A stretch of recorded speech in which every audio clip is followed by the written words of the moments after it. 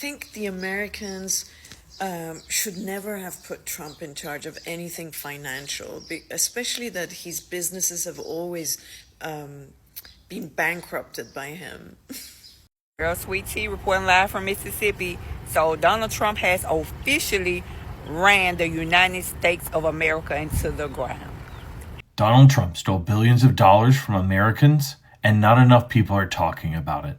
Let's break down what happened. The Supreme Court ruled that Donald Trump's Liberation Day tariffs were illegal and ordered him to return over $160 billion collected from the tariff. Anybody that comes after Donald Trump is going to seem like a savior in comparison, because they have to do a smidget better than him, be a little less evil than him, and they're already doing a lot better than Donald Trump. Let's be honest for a second. There is a conversation happening right now, and it's loud.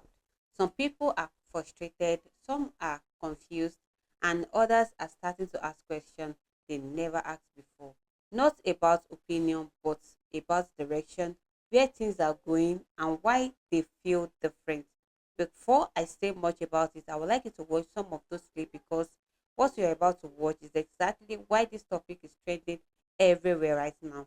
Let's go watch those clips and we'll come back for our full analysis. Let's give credit where credit is due. Donald Trump is making history on the economy. Take a look here. He's not just the lowest at this point at any point in either of his presidencies, but he is at the lowest. He has the worst net approval rating at this point in any term for any president. Look at this. He's at minus 32 points now. Joe Biden, of course, Donald Trump loved to rip Joe Biden in the economy. Joe Biden, though, was at minus 25 points, 7 points better. How about George W. Bush? Minus 25 points. Again, 7 points better than Donald Trump.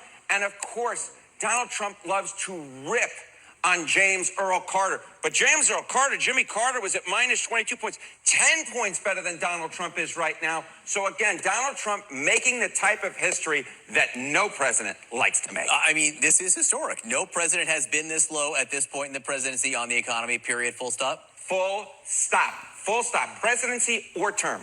And yet the Republican Party is backing every single one of his policies. It sucks to suck, doesn't it?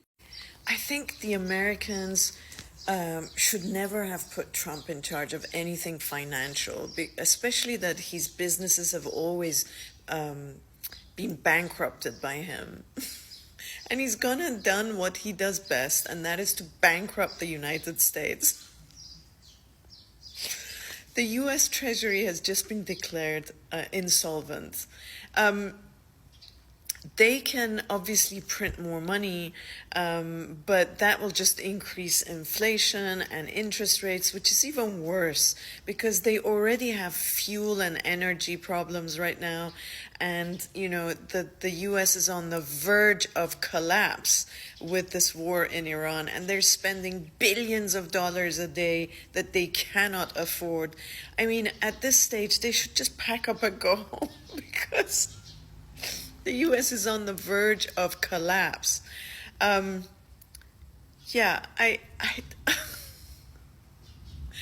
feel for the Americans, but at the same time, you know, you guys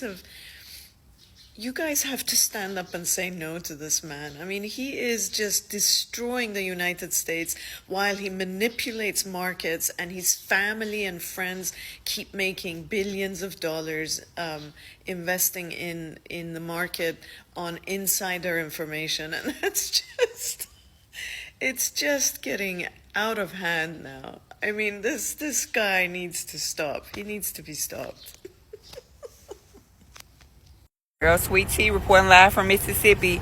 So Donald Trump has officially ran the United States of America into the ground. Have completely demolished, have ruined the United States of America. This country is gone to shit. It's over with. So my one question is, will the United States of America, will it ever recover from the damage that Trump and his team has done? Would it ever recover? Do y'all think United States of America is going to recover? It's gone. It's doomed. He has completely fucked it up. He has completely ruined the United States of America. It's doomed. It's fucked. We are fucked. Will we ever recover? Like, the dude have completely lost his motherfucking mind. So my question is, In this decade, in another decade, in this century, in this lifetime, will America recover? I'm just asking. Drop it in the comments. Will America recover from the bullshit and the fuckery that Trump has done? I need answers. Dead serious. Donald Trump stole billions of dollars from Americans, and not enough people are talking about it. Let's break down what happened. The Supreme Court ruled that Donald Trump's Liberation Day tariffs were illegal and ordered him to return over $160 billion collected from the tariffs. But here's the worst part. Businesses are able to sign up to get their money back. You and me, we are stuck with the bill. All of those businesses that charge the higher prices, we paid those higher prices. They will get the refund and they will keep their prices higher. That is the absolute worst part about this entire thing. Just like with all sorts of inflation, greedflation sets in. And the American consumer, you, me, and our families, the hard-working Americans in this country, are the ones always left holding the bag. Donald Trump literally stole billions of dollars out of your pocket and mine, and not enough people seem to care. What do you think about that? Anybody that comes after Donald Trump is going to seem like a savior in comparison because they have to do a smidget better than him, be a little less evil than him, and they're already doing a lot better than Donald Trump. Every single week, damn near every single day, this nigga is wilding out, doing the most heinous shit, bro. And I feel like we're going to be in a stage of acceptance because it's not as bad as it used to be or as it could have been. And that's not how shit's supposed to be. We should be having some sort of standard. And with how crazy this nigga's been, it's gonna lull a lot of people into complacency because they're going to be in that same mindset of it's not as bad as Donald.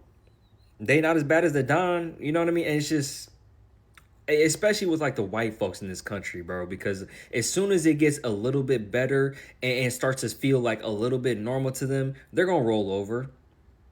They don't care about fucking class consciousness. They never did. They only cared about what's going on because it's actually affecting them now. And the crazy thing about this is they're still being treated better than minorities. You know? And again, they do this time and time again. As soon as they get a little bit of like normalcy or feeling like they're superior to other people, gonna go back to voting Republican, gonna go back to being brainwashed. I need to tell you guys about my MAGA neighbor who literally stopped me outside of my house yesterday and would not stop talking for close to an hour about how furious he is with Donald Trump and his entire administration. I think most of my neighborhood, unfortunately, is MAGA, and I have seen people obviously take down their signs. The vibes have changed, let's put it that way. But a couple of them have actually stopped me to have these conversations. I don't talk to my neighbors, let's put it that way. Like, I don't want them to know anything about me. I'm very polite.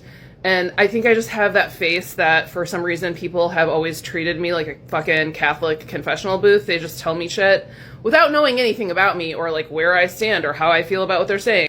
And I did end up telling him that I never voted for Trump, not once, and that, but I also told him, hey, I will tell you, I did not see this war in Iran coming. I thought that he would dismantle social protections for women and LGBT people and the ICE stuff. Absolutely. I knew he would do all of that. I did not actually think he would take us to a foreign war. I'm sorry. I didn't think he would take us to a foreign war that would completely devalue the dollar and threaten our entire international standing and honestly take us to this place that we might not ever be able to make it back from. But this is not about me. This man stood there and he said, I never thought I would be rooting for Iran in a war against the United States. And he said, if I have to see Pete Hegseth's face one more time, I'm gonna fucking throw up, exact quote. And he said these people are all disgusting and they are sociopaths, and I never really thought that Trump was a good person, but me and my wife believed that this was the best way for us not to get into any more wars. We believed he would pull us out of Ukraine. And I'm telling you all of this to say, because again, this man wouldn't fucking shut the fuck up for an hour, and he's literally reading books written by Iranian people now. That's how far he has gone off the deep end of no more MAGA. And I think that is wonderful and beautiful. And even though, once again, I personally am making the executive decision that there are not going to be people who were MAGA in my close circle ever again. Will I be polite to you? Sure, I'll wave at you or whatever. That's where it's going to stop. But I really don't think that it has sunk in for people who are still involved in this administration how much they have lost their base. Their base is gone. The America that we had is done. It's over.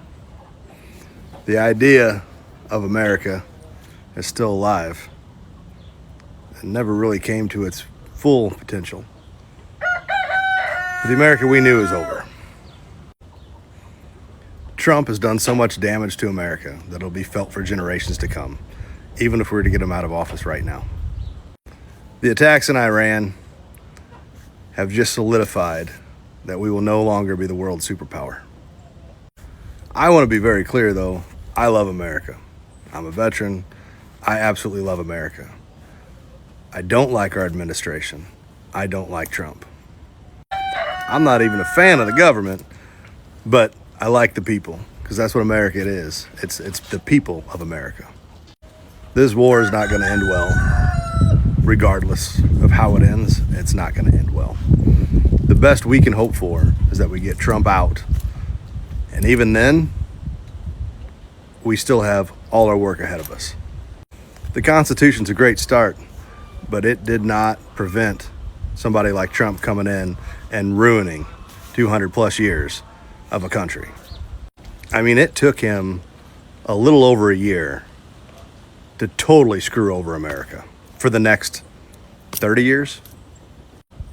So if we go to rebuild, if we can rebuild, what does that look like? How do we rebuild? And I've thrown some ideas out there in the past, but I want to add a few more. We cannot ever allow one person to have this much power ever again. Ever. They weren't supposed to have this much power in the first place. But due to the lack of spine in Republicans in the Congress and the Senate, they've allowed Trump to have this power. So how do we fix that? I've addressed that in a few other videos, but mainly it's going to come down to competency. You have to be competent. You have to be qualified, and we can work out the details on that to hold any office. You have to be proficient in the skills that you're trying to be in charge of. But the big part, the big issue has to be when we go to rebuild, has to be priorities. And what I mean by that is priorities of people over everything else. The priorities of the American people. Like, what do they need? That has to be the scale at which we use to judge any rule, law, program, any of it. It has to be, does it benefit the American people? We're going to have to be people over profits all the time. Like, that has to be the standard for which we judge. I really genuinely hope we get the chance to rebuild America, rebuild it into maybe what it could have been. I don't know if we're going to get that chance. The things that are concerning me right now with Iran is I guarantee they're not being truthful about how many people, American citizens, have been injured or killed. If they're covering that up, they're covering up how bad it really is. The other part that concerns me is China. I'm not worried about them attacking us by any means, but they're going to feed Iran. And I get that, don't get me wrong. And then as America stumbles and falters, China's going to be there to pick up the pieces. China will be the new world superpower. And I think that's going to happen regardless how this plays out. And if you don't like that, you can thank Donald Trump, because he caused all of this. And his supporters allowed it to happen. The rest of us have been screaming from the rooftops how horrible Trump is. The only thing that this Trump administration actually has going for it is how incompetent they fucking are. Like, that is the only bright side to them. Because if they were competent, they could have accomplished way more of their evil plan than what they've done. But on the Iran issue, their incompetence is going to screw us all over. They didn't think it through. They didn't plan it out. They didn't have a battle plan. They just went in with no idea how to actually end it. Regardless how this ends, I just hope there's enough of America left to rebuild something. Trump has just betrayed Americans, but y'all too scared to hold him accountable. Trump says his reasoning for letting in 600,000 Chinese students into the U.S. is to keep our universities and colleges afloat, because without them, some would go out of business. What? See, you can't just tell me anything. How about we focus on giving American students a better education, lowering tuition, and making colleges and universities more affordable instead of letting schools hide behind outrageous price tags by bringing in 600,000 students from China? See, this is the problem. Too many people are scared to hold Trump accountable. They'll believe anything he says just because they voted for him. Not me. I'm not that voter. This is exactly why politicians treat Americans like poop, because if we like them, we let them do whatever they want without question. And let's be honest, do you really think China will ever accept 600,000 American students into their schools? No way. And don't forget, China's technology and education are already more advanced than ours. America first means putting our kids first, our college students first. What is going on with Trump? We have some big news right now. Donald Trump's $10 billion lawsuit against the IRS and Treasury Department that he wants to pocket all that taxpayer dollars, it's in big trouble, and let me explain why. Judge Kathleen Williams is the federal judge overseeing it in the Southern District of Florida. It's a federal case, and I'll take it from a legal perspective. She issued an order on her own, sua sponte, meaning this wasn't asked for by Trump or the government. She did this on her own, in order to essentially show cause as to whether or not the two parties in the case are sufficiently adverse to one another. Now, what does that mean in bare bones language? Well, essentially, when you sue someone in court, in federal court, you have to be actually adverse to the other party. You can't sue a friend. A friend not in the sense of like, I can sue my friend. It's more of like, if the other side is not adverse to me in the case, then it's not really a lawsuit. And in this case, the judge is trying to figure out, well, Trump is suing his own government, essentially suing a friend. Are they sufficiently adverse to one another? And if the answer is no to that question, it's going to get thrown out, which means that Trump won't get his $10 billion windfall. We'll see what happens. Spread the word. Follow for more. Hey, y'all, you got the right to be offended, but fuck your feelings. I got the First Amendment. Old Donald Trump is destroying America, let me tell you. Yeah, right. Gotta be fucking kidding me. We're done letting the insane run the insane asylum, though. We're done with you. Oh, Democrats, you freaking nuts, man. These guys had nothing in 4 years, did no good for this country at all. At least Trump's trying to get her money back and make his country run the way it should. Democrat ain't did shit but steal from the American people for a long time. But this past 4 years, that's all they concentrated on was filling their offshore bank accounts and tearing into the Social Security and freaking USAID and all that. Now they're going to be found out. These Democrats, you better go to a country and hide out, ones that won't deport you back over here to be charged with treason and everything after it's all said and done, because it's coming. It's coming. It's all leading back to mainly you guys, Democrats. There ain't no doubt about it. We'll see who has the dirty hands from sticking their hands in the cookie jar. You got old chocolate chip crumbs all over you, DEI and all this shit, and this money being laundered out everywhere. Yeah, there's some Republicans in it. Ain't no doubt about it. They'll be charged on it too. But we're done. Done with the insane running the insane asylum. Ain't gonna have it no more. And you content providers that are giving the YouTube and the TikToks on the lefties losing it, keep it up, man. I'm having they make me laugh like hell. I like to watch them whine and cry and their mental instability and their bull rings in their noses and their big grandma glasses and stuff, man. I get a hell of a kick out of that. These guys are doing a hell of a job on that. I laugh like hell sometimes. Just hard to believe these people.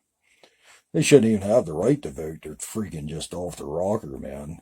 Like I said, It's time we end the insane running the insane asylum because it's damn for sure happening. Them people are downright flat out nuts. Well, anybody who thinks it's okay for a man to have fun with women in women's sports, I guess is what you'd say. It's not fair. It's not equal rights. These women, just don't play against them. Don't involve yourself in it. Kneel down, take a step out. Don't compete against them. If they ain't got nobody to compete against, they're done. Just stop. If they can't play against nobody, they ain't playing. That's one way to root them out and just end it all. Nobody competes against them, they're done. If they want to have this transgender sports and have their own shit.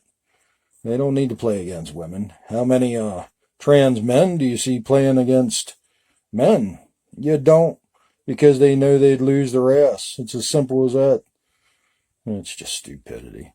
All right, y'all, God bless. Keep that content coming, guys, and keep me laughing. God bless, and God bless America, and God bless Trump. All right, you have seen it. Now, let's break it down. What we are seeing here is something deeper than just reaction. It's expectation versus reality. People support leaders based on promises, belief, vision. But over time, people evaluate outcome. And when expectation doesn't match reality, reactions spark everywhere. Let's simplify it this way. The frustration we are seeing is tied to cost of living, job opportunities, economic pressure, and national direction. And when these areas feels unstable, people start questioning direction. Now, let's be clear, political leadership is complex. No single person control everything, but at the same time, leadership influences direction. So when people feel pressure in their daily lives, they connect it to leadership. Now, let's talk perspective. For many Black Americans, conversation about systemic challenges, economic gaps, and access to opportunity has been going ongoing for a long time. So when broader group begin experiencing frustration about rising costs, limited opportunities, and uncertainty, there is often a response like these conversations are not new to us, and that perceptive matters because it highlights life experience, long time awareness, and resilience. This topic is trending because of combined politics, identity, and real life prayer. And when those comes together, emotions runs high because people are not just reacting to ideas, they are reacting to how they feel in their daily lives. Let's zoom out for a second. This isn't just about Donald Trump, it's about a bigger question. Are expectations for leadership changing? Because people today expect faster results, feels economical pressure more intensely, and react more publicly, especially online. Think about it. Have you ever supported something, believe in it, then later stop and ask, is this working the way I thought it would? That moment is reflection. That's what we are seeing here on a larger scale. At the end of the day, this isn't just about politics, it's about expectation, reality, and accountability. Because when people feel pressure, they start asking questions. Now, I want to hear from you. Do you think people are rethinking their expectation, or is this just normal political reaction? Drop your thoughts in the comments and let's have a real conversation about it. And if you want more real deep breakdown like this, hit that subscribe button because we are going deeper every time on this channel. Thank you for watching. I will see you all in my next clip.